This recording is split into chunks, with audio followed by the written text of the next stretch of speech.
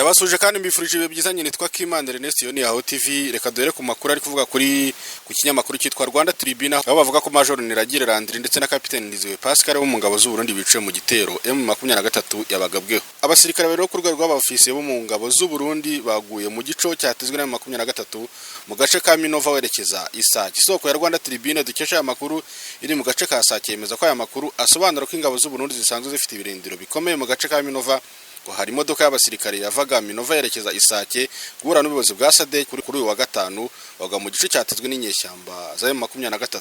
Urupfu rw'aba ofisiye babiri kandi rwemejwe na bimwe mu banyamakuru bikorera kuri murandasi Burundi, aho byasabaga leta y'iki gihugu gukura abasirikare muri iyi ntambara. Isoko ya Rwanda Tribune kandi ikomeza ivuga ko kuri uyu wa gatandatu intambara ikomeye yakomeje mu gace ka Mweso, aho ingabo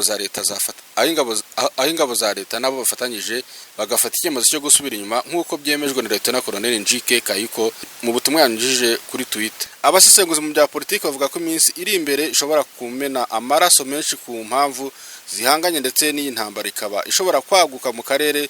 Ubwo rero Rwanda Tribune yandikaga iyi nkuru, amasoko yayo ari Inyazare yemeza ko hateraniye inama ya Rukokoma ihuje guverineri wa Kivu y'Amajyaruguru ariwe General Major Peter n'abayobozi b'abacancuro, abakomando ba Wazalendo ndetse n'uwaje uhagarariye FDL ariwe General de Brigade Nzabanita Risiye Karume ndetse n'abakuriye ingabo za SADC, ikigamije ngo n'ukwagura imirwano.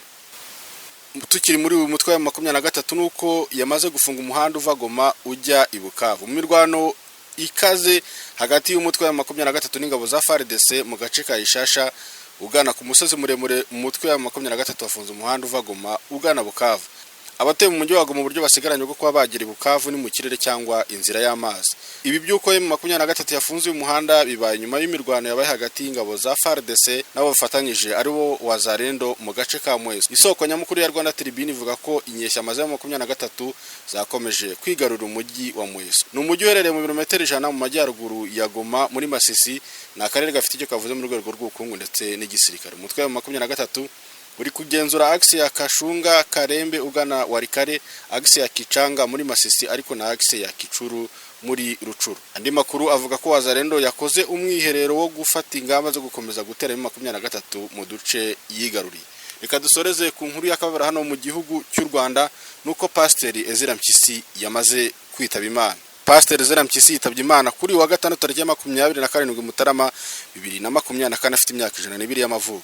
Mu muryango we wa hafi batangaje ko yazize izabukuru. Mpyisi yavukiye mu Mataba mu 1922, akurira hitwa Igitwa ari naho yakoreye mbere yo kujya mu buhungiro mu bihugu bitandukanye birimo nk'u Burundi, Mozambique ndetse na Repubulika ya Demokarasi ya Kongo, ndetse agera no muri Kenya. Yize amashuri abanza muri Rwamata Adventist School, ayisumbuye yigira mu ishuri ry'abamisiyoneri Igitwe. Icyo gihe yize gusoma no kwandika no kuvuga Igifaransa mu myaka 12. Mu 1935 nibwo Mpyisi yagiye kwiga, aza gusoza amasomo ku myaka 18 ahita ahabwa akazi ko gukorana n'abazungu nk'umukarani wabo nk'ushinzwe inyandiko z'ababirigi no kuzibika. Mpyisi yize kaminuza muri Zimbabwe, abapasiteri mu 1951, muri 1953 mu misiyoneri i Kasai muri Repubulika ya Demokarasi ya Kongo, aho yamaze imyaka 3 mbere yo kugaruka mu Rwanda.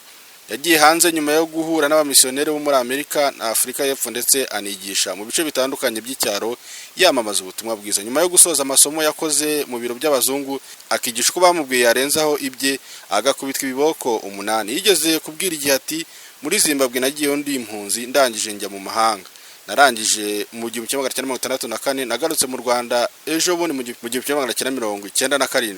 Nagiye muri kaminuza mfite abana 3, kera abantu bigaga baranabyaye. Niwe mudivantiste mu Rwanda, u Burundi ndetse na Kongo wabonye bwa mbere cyangwa cyiciro cya kaminuza mu bijyanye na teologiya aribyo bita iyobokamana. Nyuma yaho yabaye pasteur akajya yigisha abandi ba pasteur. Ubu pasteur yabaye mu 1951. Pasteur Ezra Mpyisi mu Banyarwanda bisa amateka ahambaye yo hambere ku ngoma y'abami, dore ko yabaye cyane mu muryango w'umwami Rudahigwa, akaba n'umujyanama wa Kigeli wa gatanu Ndahindurwa watanze mu mpera za 2016. Uyu musaza yakundaga kuvuga ko ari umunyarwanda wuzuye atari ikibyarirana. Yabayeho ku ngoma ya cyami ndetse yabonesheje amaso repubulika zose uko zakurikiranye mu Rwanda kugeza amaginga. Rudahigwa amaze gutanga, Mpyisi yakomeje kugira inama umwami Kigeli wa gatanu Ndahindurwa wari umusimbuye kugeza mu 1960 ubwo yahezwaga ishyanga n'ababirigi ku busabe bw'ishyaka rya Parmehutu. Mpyisi yigeze kuvuga ko kwinjira mu itorero ry'Abadventiste ngo yahuye n'umuntu amusaba kuyoboka Imana ariko ajyayo kugatati badusangagaho turagiye inka irwamata muri Nyanza bakadufata ku gahato bamara kwandika wasiba kujyayo bagakubita sibiboko. Nemeye Abadventiste ndetse barambwiye bati uko tukubwiye ubikore utyo ntukabaze. Ubwa mbere Zira Mpyisi yambara ipantaro ari mu 1947 kugeza mu 1948 icyo gihe ngo yagiye kuyidodesha i Bujumbura avuye i Nyanza kuko nta badozi bahabaga.